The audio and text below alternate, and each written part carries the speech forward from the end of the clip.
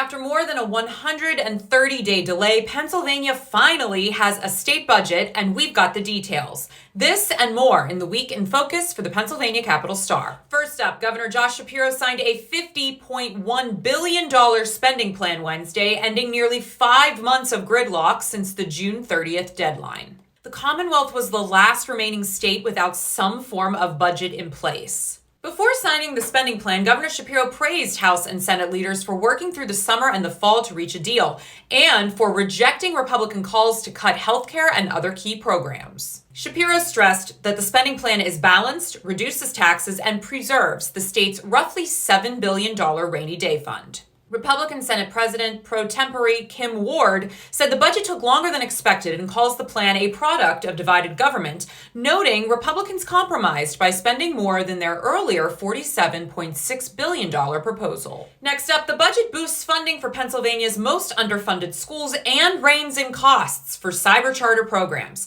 An advocate called it a major step toward fair constitutional school funding. The budget deal also marked Pennsylvania's formal exit from the Regional Greenhouse Gas Initiative, or RGGI, a multi-state program that charges power plants for carbon emissions and funds clean energy projects. Republicans argued RGGI hurt the state's natural gas industry, while environmentalists called dropping it a setback for clean air and lower energy costs. Governor Shapiro says he'll pursue an alternative energy plan to keep investments in state, but GOP leaders say no similar carbon programs will move forward. Want to support Pennsylvania Capital Star? Sign up for our morning newsletter, like and share this post, or become a donor to help independent journalism in the Commonwealth. And finally, Pennsylvania's Energy Assistance Program is in high demand, but the federal government shutdown has frozen funds as nearly 338,000 people faced utility cuts this year. The Low-Income Home Energy Assistance Program, or LIHEAP, is delayed by the federal government's 7-week shutdown. Applications were pushed from November 3rd to December 3rd due to a lack of funds. But with disconnections rising and only a third of eligible Pennsylvanians applying last year, the need for help is growing. When the government reopens, researchers warn that LIHEAP funds won't flow immediately, since federal staff were laid off in April.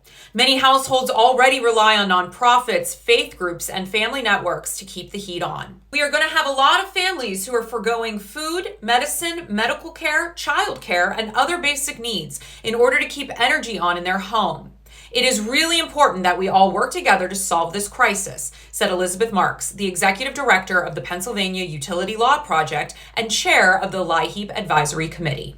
I'm Natalie Bencivenga, and this was your Week in Focus.